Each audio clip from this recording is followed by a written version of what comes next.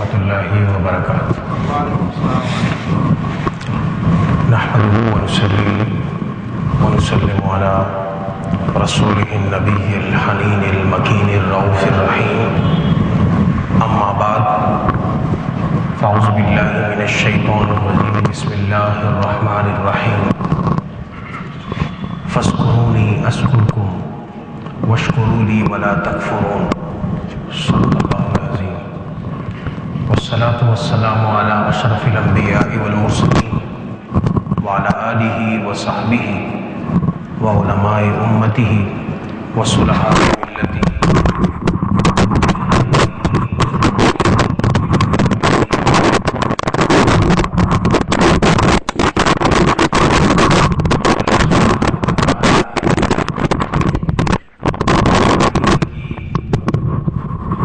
مبارکہ کے نہایت مختصر سے حصے میں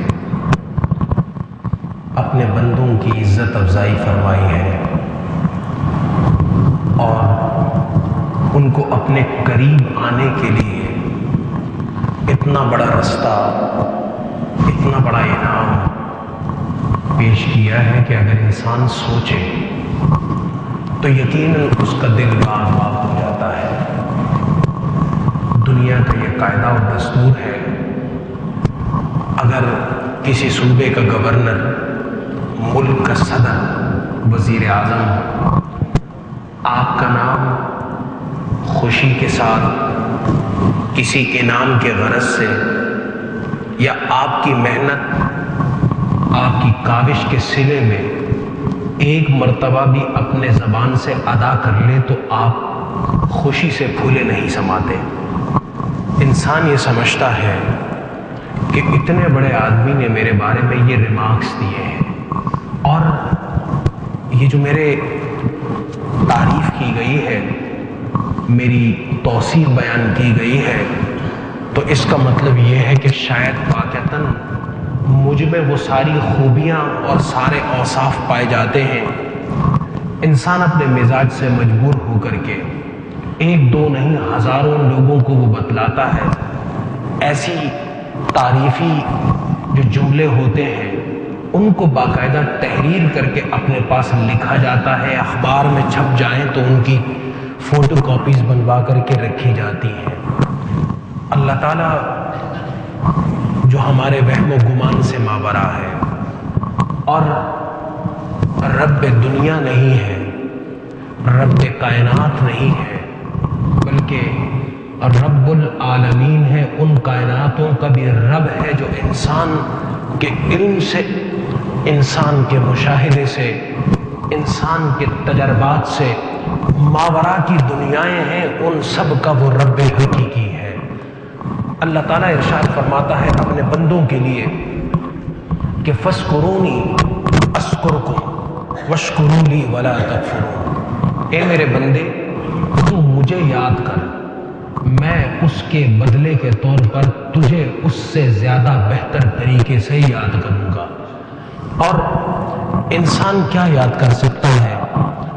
اپنے ہاتھ میں تسبیح لے کر کے اپنی انگلی کے پوروں پر کچھ الفاظ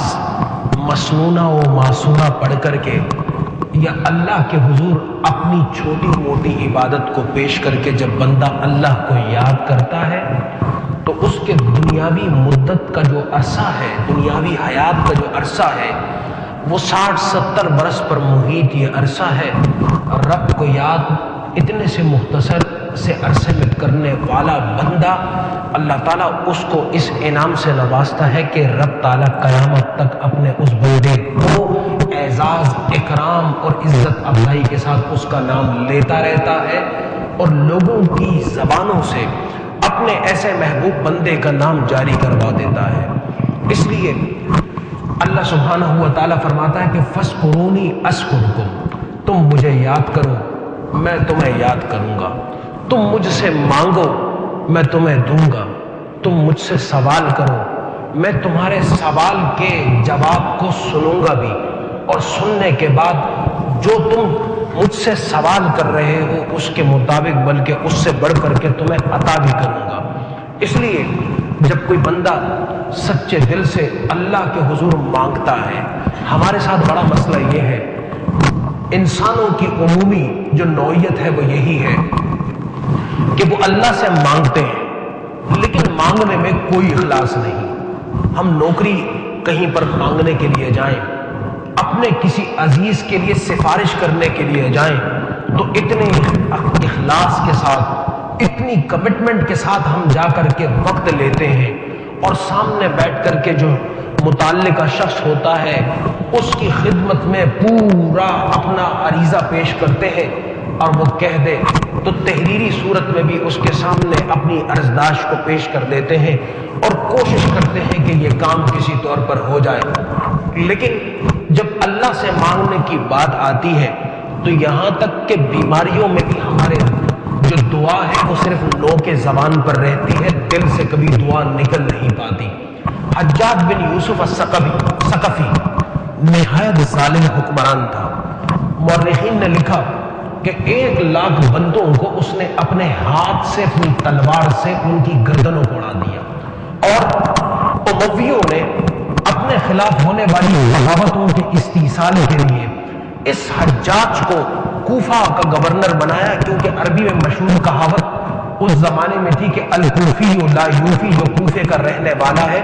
وہ کبھی خلیفہ اور حاکم وقت کا وفادار نہیں ہوتا۔ اور روزانہ بغاوت اس بغاوت کے استئصال کے لیے، اس فتنے کو ختم کرنے کے لیے امویوں نے کوفے کا گورنر بنا کر کے اس حجاج الثقفی کو بھیجا، اور حجاج نے وہاں کچھ لوگوں کو جائز اور زیادہ لوگوں کو ناجائز طور پر ان کی گردنیں اڑا ڈالی۔ یہی حجاج جب بعد میں بیت اللہ میں آیا تو اس کے مزاج میں ظلم غالب ہو چکا تھا۔ جب اس نے بیت اللہ کا طواف شروع کیا تو اس نے دیکھا کہ ایک نابینا شخص ہے، اور وہ نابینا شخص بیت اللہ کے پردوں کے ساتھ لپٹا ہوا ہے اور بار بار کہتا ہے کہ یا رب یا رب یا رب۔ حجاج ثقفی نے اس کو ہاتھ سے پکڑ کر کے جھڑکا اور کہنے لگا تو کیا مانگتا ہے؟ کہنے لگا میں نابینا ہوں اور اللہ سے اپنے بینائی کے لوٹائے جانے کی دعا کر رہا ہوں۔ کہا کب سے کر رہا ہے؟ کہا مجھے برسوں بیت گئے ہیں، مجھے جب موقع ملتا ہے میں تب آ کر کے اللہ کے حضور یہاں اس بیت اللہ کا غلاف پکڑتا ہوں اور اس کے حضور اپنا استغاثہ پیش کرتا ہوں۔ حجاج کہنے لگا میں بیت اللہ کا طواف کر رہا ہوں جس میں 7 شوط ہوتے ہیں، چکر ہوتے ہیں۔ 7ویں چکر کے اختتام پر اگر تیری بینائی لوٹ کر کے واپس نہیں آئی تو میں تیری گردن اڑا دوں گا یہی بیت اللہ کے اندر، کیونکہ تو مجھے مکار لگتا ہے۔ یہ کہہ کر کے بیت اللہ کا حجاج نے طواف کرنا شروع کیا۔ یقین جانیے کہ مورخین نے لکھا یہی وہ نابینا شخص تھا جو مدت دراز سے بیت اللہ کے غلاف سے چمٹ کر کے دعا کرتا تھا، لیکن بارگاہ ربوبیت کے اندر وہ دعا مستجاب نہیں ہوا کرتی۔ لیکن 7ویں چکر کے مکمل ہونے سے پہلے قبل اس کے کہ حجاج ثقفی اس کی طرف پلٹ کر کے آ کر کے اس کی دعا کی قبولیت کا اس سے پوچھتا، جب 6واں چکر بھی شاید ابھی مکمل نہیں تھا، اللہ تعالیٰ نے اس بندے کے اس وقت موت کے ڈر اور خوف کی وجہ سے اس کی دعا کو قبول بھی کیا، کیونکہ اب اس نے اخلاص سے رب تعالیٰ کے حضور دعا کی اور اس کی بینائی کو لوٹا بھی دیا، واپس بھی کر دیا۔ حجاج جب واپس آیا تو پوچھا نابینا یہ بتا کہ تیری بینائی کا کیا ہوا؟ کہنے لگا رب تعالیٰ نے میری بینائی کو لوٹا دیا، واپس کر دیا۔ حجاج کہنے لگا میں اس لیے تجھ سے کہتا تھا کہ تو مکار ہے، میں اس لیے تجھ سے کہتا تھا کہ تیری دعائیں جھوٹی ہیں، وہ نو کے زبان سے نکلنے والی ہیں۔ ہماری دعائیں، ہم دعائیہ کلمات استعمال کرتے ہیں، یقیناً اس کا اجر ہے، ہم دعائیں کرتے ہیں، پڑھتے ہیں، اس کا اجر ہے۔ لیکن اگر دعاؤں کا معاملہ، سوال کا معاملہ، اللہ سے مانگنے کا معاملہ صرف نو کے زبان تک محدود رہے تو پھر اس کا نقصان یہ ہوتا ہے کہ انسان الفاظ کی صورت میں، دعا کی صورت میں رب کے حضور کوئی استغاثہ پیش کرتا چلا جاتا ہے، لیکن وہاں سے کوئی جواب وہ اس کو سنائی نہیں دیتا، اس کو کوئی چیز سننے میں نہیں آتی، اور لگتا یہ ہے کہ میں 10 برس سے دعا کر رہا ہوں، میں 30 برس سے دعا کر رہا ہوں، میں 50 برس سے دعا کر رہا ہوں۔ اللہ تعالیٰ جب خود بندے سے یہ وعدہ فرماتا ہے کہ تو مجھ سے مانگ اور میں تجھے دینے والا ہوں، تو یہ ہو نہیں سکتا کہ بندہ اخلاص سے مانگے اور رب تعالیٰ محبت سے اس کو لوٹا کر کے دینا۔ اس لیے فرمایا کہ فَاسْكُرُونِي أَسْكُرْكُمْ وَاشْكُرُوا لِي وَلَا تَكْفُرُونَ، کہ تو میرا ذکر کر۔ اور جب بندہ ذکر کرتا ہے تو ذکر کرنے والا بندہ جس کو یاد کرتے ہیں آپ تو اس کو کچھ سمجھ کر کے یاد کرتے ہیں، اور کچھ بڑا سمجھ کر کے یاد کرتے ہیں، کچھ قوت والا سمجھ کر کے یاد کرتے ہیں، مضبوط سمجھ کر کے یاد کرتے ہیں، اور اس لیے یاد کرتے ہیں کہ وہ شخص، وہ انسان، وہ بندہ، وہ آپ کی مدد بھی کر سکتا ہے، اور اس مدد پر اس کو اللہ نے قدرت بھی دے رکھی ہے۔ جب انسان یہی استغاثہ اللہ سے کرتا ہے، اس کو یاد کرتا ہے، تو بنیادی طور پر وہ اپنے اس ایمان کا اظہار کرتا ہے کہ باری تعالیٰ میں تجھے بڑا سمجھتا ہوں، میں تیری بارگاہ میں اپنے عجز و ناتوانی کا اظہار بھی کرتا ہوں، اقرار بھی کرتا ہوں، تو میری اس ناتوانی کو دیکھ کر کے مجھے اپنی بارگاہ سے وہ عطا کر دے جس کے لیے میں تیرے حضور دعا کر رہا ہوں۔ اس لیے بندہ جب ذکر کرتے کرتے ذاکر بن جاتا ہے تو یہ ذاکر بنیادی طور پر اللہ کا طالب ہوتا ہے، اور جب بندہ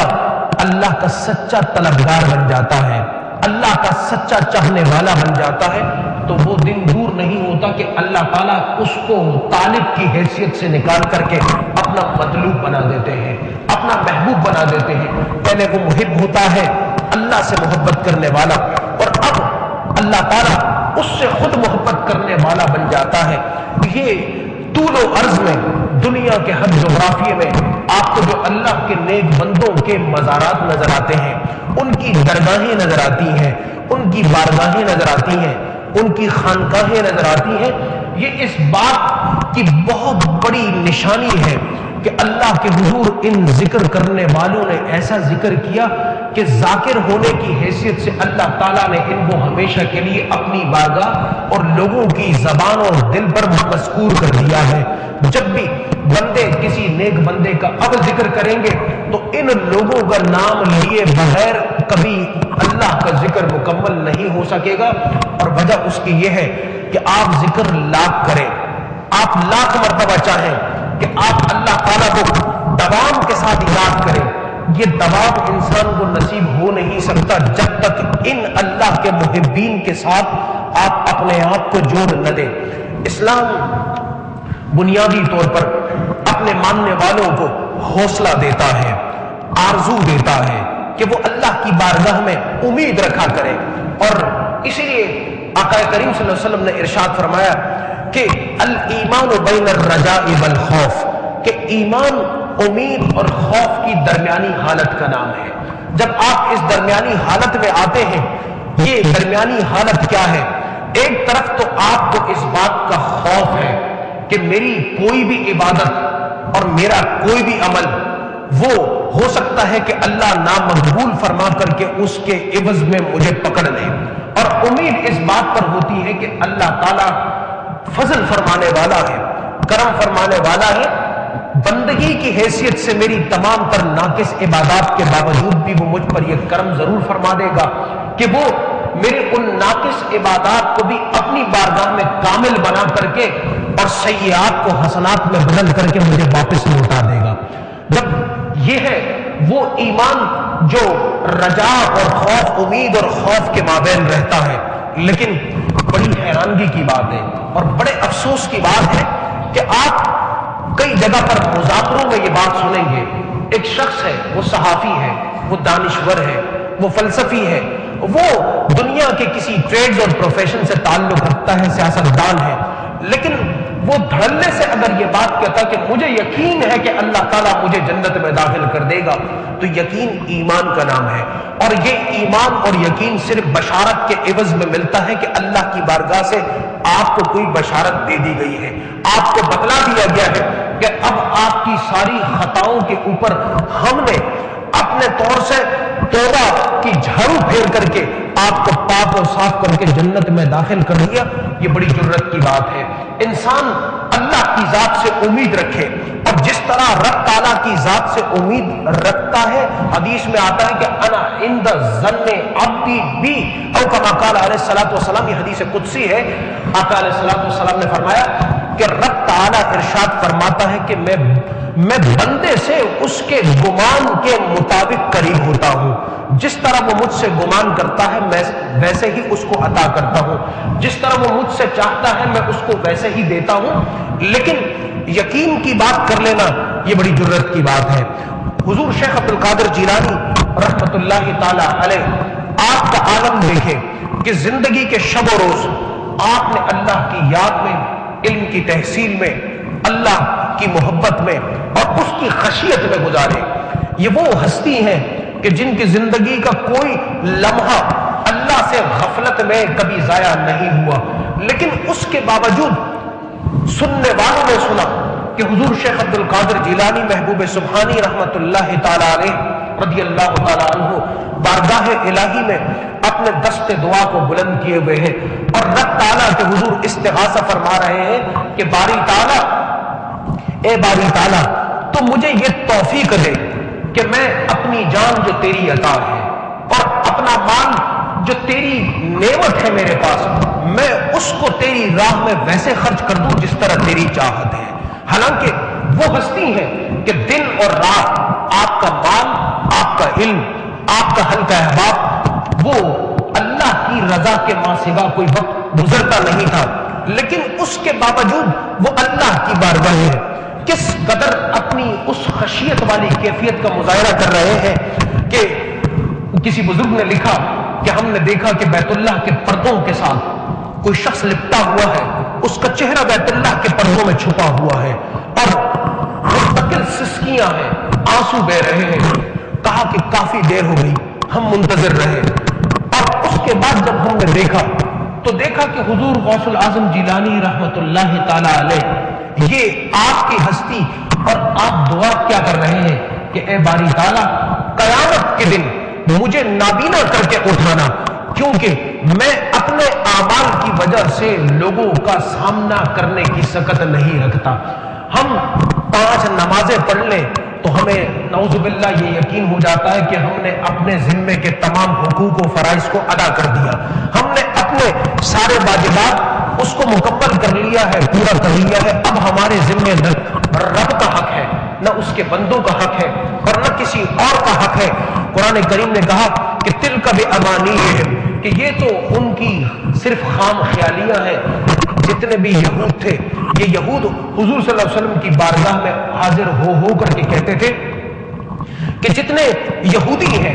یہ جہنم میں زیادہ نہیں رہیں گے، تھوڑے سے دن رہیں گے، اپنی صرف تھوڑی بہت ان کو سزا مل جائے گی اور اس کے بعد اللہ تعالیٰ ان کو جہنم سے نکال کر کے اٹھا کر کے جنت میں داخل فرما دے گا۔ فرمایا کہ ایسا نہیں ہے، تم اللہ کے ساتھ ٹھٹا مت کرو، اللہ کے ساتھ مذاق مت کرو اور اللہ اور اس کے رسول صلی اللہ علیہ وسلم کے معاملے پہ اتنی دیدہ دلیری اور جرت اس کا مظاہرہ کرنے سے بعد آ جاؤ، کیونکہ اللہ تعالیٰ تو اپنے ان بندوں کو پسند کرتا ہے جو اس کو یاد بھی کرتے ہیں۔ یاد کرنے کے ساتھ وہ اس یاد کرنے کی وجہ سے اس کے حضور عبادت گزار رہتے ہیں اور عبادت گزاری کے صلے کے نتیجے میں اللہ تعالیٰ ان کو اپنی محبوبیت کے شرف سے نواز دیتا ہے، ان کو وہ مقام عطا فرماتا ہے کہ جو رب تعالیٰ کی بارگاہ میں عزت افزائی والا مقام ہوتا ہے۔ اور وہ کیا ہے؟ حضور سید کریم صلی اللہ علیہ وسلم آپ رات کو کھڑے ہیں اور آپ تہجد کی نماز کو ادا فرما رہے ہیں۔ محدثین نے بھی لکھا اور سیرت نگاروں نے بھی لکھا کہ عبادت میں قیام کی کیفیت یہ ہوتی تھی کہ اس کی وجہ سے بسا اوقات آپ کے جو قدمین شریفین ہیں متورم ہو جایا کرتے تھے اور بسا اوقات آپ کی نسیں مبارکوں سے خون جاری ہو جاتا تھا۔ سیدہ عائشہ رضی اللہ تعالیٰ عنہ نے یہ کیفیت دیکھی تو پوچھا کہ اے اللہ کے محبوب صلی اللہ علیہ وسلم، جب اللہ تعالیٰ نے آپ کے اگلے پچھلے تمام خطاؤں کو معاف فرما دیا ہے، بلکہ آپ کو گناہگاروں کی معافی کا وسیلہ بنا دیا ہے، ان کے لیے شفاعت کا ذریعہ بنا دیا ہے، تو اب اس قدر عبادت کرنے کی، اس قدر ریاضت کرنے کی کیا ضرورت ہے؟ آپ علیہ السلام نے اس کے جواب میں یہ ارشاد فرمایا، افلا اکون عبدا شکورا، کہ کیا میں رب تعالیٰ کا شکر گزار بندہ بننا نہ پسند کروں، میں اس کی شکر گزاری نہ کروں؟ ہم اپنے معاملے میں دیکھیں، اس آیا مبارکہ کو اپنے سامنے بطور آئینے کے رکھیں کہ فَاسْكُرُونِي أَسْكُرْكُمْ وَاشْكُرُوا لِي وَلَا تَكْفُرُونَ۔ ہم رب تعالیٰ کا ذکر کیا کرتے ہیں، کس طرح کرتے ہیں، اور اس کا ذکر کیا ہے؟ اس کی عبادت ہے، اس کی یاد ہے، اس کی محبت ہے، اس کے لیے وقت کو دینا ہے، اس کے لیے مال کو لٹانا ہے، اس کے لیے جانثاری ہے، اس کے لیے فداکاری ہے، اس کے لیے اپنی تمام چیزوں کو پیش کر دینا ہے، اس کے لیے سب کچھ لٹا دینا ہے۔ اسلام نے ہم سے یہ مطالبہ نہیں کیا کہ آج ہر وقت، ہر لمحے، ہر لہجہ سب کچھ رب تعالیٰ کی راہ میں اور اس کے لیے لٹا دو، لیکن جو تھوڑا سا بھی لٹانے کا ارادہ کرتا ہے اللہ کی بارگاہ سے اس کو کہیں زیادہ 70 تو کم ہے۔ یہ 70 کے لفظ کا مطلب یہ نہیں ہے کہ بس وہ 70 مرتبہ چیزوں کو دنیا میں لوٹا کر کے اس کے معاملے کو ختم کر دیا جائے گا۔ اس سے مراد یہ ہے کہ وہ کثرت جس تک اور جہاں تک تمہارا دل اور دماغ اور ارادہ پہنچ نہ پائے، جس کو تم کیلکولیٹ نہ کر سکو۔ ہم ہر وقت اللہ کی یاد کے محتاج ہیں کہ اللہ تعالیٰ کی بارگاہ میں ہمیں یاد کیا جا رہا ہو، اللہ تعالیٰ ہم سے محبت کر رہا ہو۔ ہم اگر رب تعالیٰ سے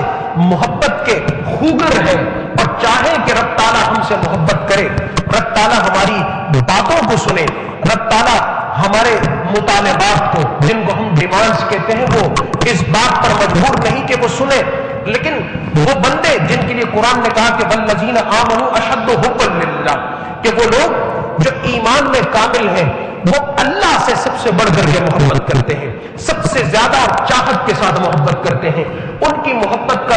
محور اور مدار یہ دنیا نہیں ہوتی، دنیا کی ضرورتیں اپنی جگہ، اس کی رنگینیاں اور دلچسپیاں اپنی جگہ، اس کی مادی اٹریکشن اپنی جگہ پر، لیکن اس تمام کے باوجود والذین آمنوا اشد حبا للہ، وہ اللہ سے سب سے بڑھ کر کے محبت کرنے والے ہیں۔ ایک مسلمان، اس کی زندگی کا یہ محور اور اس کے زندگی کا کوئی یہ مرکزی نقطہ نہیں ہے کہ وہ دنیا کے لیے رہے، وہ دنیا کے لیے جیے، وہ دنیا کو خوش کرے، وہ دنیا کے معاملات میں اپنے سارے اوقات کو صرف کر دے۔ چھوٹا ہو تو اس آرزو میں رہے کہ میں تھوڑا بڑا ہو کر کے کچھ کر لوں گا، بڑا ہو جائے تو یہ دل کے اندر اس کی تمنا باقی رہے کہ اب میں نوجوان ہو کر کے کوئی کام کر لوں گا۔ جب نوجوانی کی عمر میں داخل ہو جائے تو پھر اس کا یہ خیال ہو کہ جب میں بڑھاپے کی عمر کو پہنچوں گا تو اس کے بعد کچھ نہ کچھ کروں گا، اور جب بڑھاپے کی عمر میں پہنچ جائے تو پھر وہ کوئی نیا آسرا اور نئی امید کو مان لے۔ اس طرح کی امید نہیں ہوتی، یہ تمنا ہوتی ہے، اور تمنائیں وہ ہوتی ہیں کہ وہ جھوٹی ہوتی ہیں، وہ فریب ہوتا ہے اور وہ انسان کو دھوکہ دیتی ہے۔ جس طرح میڈیکل ڈاکٹر بننے کے لیے آپ کو میڈیکل سائنس کا پڑھنا ضروری ہے،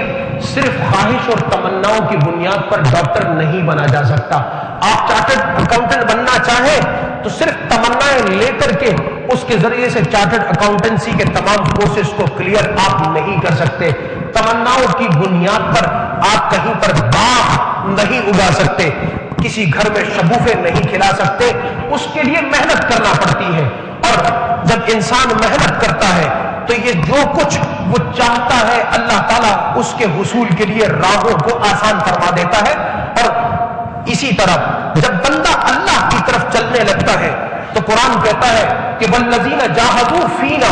لنہدینہم سبلنا، کہ وہ لوگ جو ہماری راہوں میں محنت کرتے ہیں، ہماری طرف آنے میں محنت کرتے ہیں، ہمیں راضی کرنے میں محنت کرتے ہیں، ان کے ساتھ کا معاملہ یہ ہوتا ہے کہ لنہدینہم سبلنا، اس کا لفظی ترجمہ یہ ہے کہ ہم ضرور بالضرور ان کو ہدایت دیتے ہیں۔ اور جو قراء ہیں، بزرگان دین ہیں، وہ فرماتے ہیں اس کا معنی یہ ہے کہ اللہ تعالیٰ ان کو اپنے دستے کرم سے تھام کر کے اپنی راہ پر چلا دیتا ہے، اور جہاں وہ ڈگمگانے لگتے ہیں اللہ کی رحمت ان کو ڈھانپ کر کے منزل مقصود تک پہنچا دیتی ہے۔ اس لیے قرآن کریم میں اہل ایمان کو اس بات کا حکم دیا کہ فَاذْكُرُونِي أَذْكُرْكُمْ، تم مجھے یاد کرو، اور اس کا صلہ اور بدلہ یہ ہے کہ میں اس کے عوض میں تمہیں یاد کروں گا۔ اس کے یاد کو اتنا چھوٹا مت سمجھنا، اس کی زبان سے جس طرح اس کے لائق ہے اس کی محفل کو اتنا آسان مت سمجھنا۔ اللہ تعالیٰ اپنے کسی بندے سے محبت کرنے لگتا ہے تو اس کے دنیا کے سارے معاملات کو ایسے آسان فرما دیتا ہے کہ وہ کام بذات خود نہیں بھی کر رہا ہو تو اللہ تعالیٰ اس کے سب کاموں کو پائے تکمیل تک پہنچانے کے لیے راہوں کو باسہولت کر دیتا ہے، رکاوٹوں کو دور کر دیتا ہے، اس کی پریشانیوں کو ختم کر دیتا ہے۔ اور اسی لیے فرمایا کہ الا بذکر اللہ تطمئن القلوب، کہ ایسے لوگ جو دن اور رات میں صبح و شام ہمہ وقت اور زندگی کے ہر گام و قدم پر اللہ کی یاد کرنے والے ہیں، ان کے لیے سب سے بڑا انعام دنیا کی زندگی میں یہ ہے کہ ہم انہیں اطمینان کی دولت عطا کر دیتے ہیں۔ اور اطمینان کی دولت یہ وہ دولت ہے، آج بڑے سے بڑے منصب والا، بے پناہ دولت رکھنے والا، وہ ان تمام بیماریوں کا شکار ہے جس سے انسان ہر وقت اپنے دل میں بے چینی محسوس کرتا ہو، جس چیز کا نام ٹینشن ہے، جس چیز کا نام ڈپریشن ہے، جس کے نتیجے میں بلڈ پریشر، اور جس کے نتیجے میں کارڈیک اریسٹ، جس کے نتیجے میں شوگر اور دنیا جہان کے وہ امراض جو انسان کو زندہ درگور کر دیتے ہیں۔ جب تک بیمار رہتا ہے تب تک اس کی زندگی مستقل مصیبت کا شکار، اور بیماری کے بعد جب دنیا سے کوچ کر جائے تو اس وقت پھر رب تعالیٰ ہی کے حضور معاملہ ہوتا ہے۔ اللہ تعالیٰ ارشاد فرماتا ہے کہ ایسی تمام بیماریوں سے سکون پانا چاہو، ایسی تمام بیماریوں سے شفا پانا چاہو تو اللہ کو صحیح طور پر اخلاص کے ساتھ، محبت کے ساتھ، احترام کے ساتھ، اور ویسے جیسے کہ اس کو یاد کرنے کا حق ہے آپ اس کو یاد تو کرو۔ اللہ تعالیٰ اس کے بدلے میں آپ کو کیسے یاد کرتا ہے؟ حضور علیہ الصلوۃ والسلام کے بارے میں حدیث میں آتا ہے کہ جب آپ علیہ الصلوۃ والسلام بیت اللہ تشریف لے جاتے تو منتظم سے جا کر کے چمٹ جاتے اور چمٹتے، اور اس کے بعد آپ کی آنکھوں سے سیل رواں ہو جاتا، اور آپ کے چشمان مبارک وہ اس سے باقاعدہ آنسوؤں کے قطرے وہ لڑیوں کی صورت میں گر رہے ہوتے۔ سیدنا عمر بن الخطاب رضی اللہ تعالیٰ عنہ ایک مرتبہ ایسے موقع پر پیچھے سے آئے، انہوں نے دیکھا کہ حضور علیہ الصلوۃ والسلام کی چشمان مبارک سے سیل رواں ہے۔ آپ علیہ الصلوۃ والسلام ملتزم کی اس عبادت سے فارغ ہو کر کے جب پیچھے کی طرف پلٹے تو دیکھا عمر بن الخطاب بڑی حیرانگی سے آپ کے چہرہ انور کو دیکھ رہے ہیں۔ کہا کہ اے عمر، یہی وہ جگہ ہے کہ جہاں رویا جانا چاہیے، یہی وہ جگہ ہے کہ جہاں آنسوؤں کو بہایا جانا چاہیے، اور یہی وہ جگہ ہے کہ جہاں رب کو راضی کرنے کے لیے تبدو کرنی چاہیے۔ ہم کوشش کریں کہ زندگی میں ہمارے کاموں سے، ہمارے اعمال سے، ہماری باتوں سے، ہمارے اٹھنے بیٹھنے سے، ہمارے چلنے پھرنے سے، ہمارے لین دین سے، ہمارے معاملات سے، گھر کے احوال سے، بازار اور تجارت کے امور سے رب تعالیٰ راضی ہو جائے تو جو کچھ زندگی میں کیا ہوگا اس کا ہر ہر لمحہ اللہ تعالیٰ اپنے لیے ذکر میں بدل دے گا۔ اللہ تعالیٰ ہم سب کو تمام کاموں کو اس طرح کرنے کی توفیق عطا فرمائے جس طرح اس کے اور اس کے محبوب کی چاہت ہے۔ آمین۔ وما لینا الا البلاغ المبین۔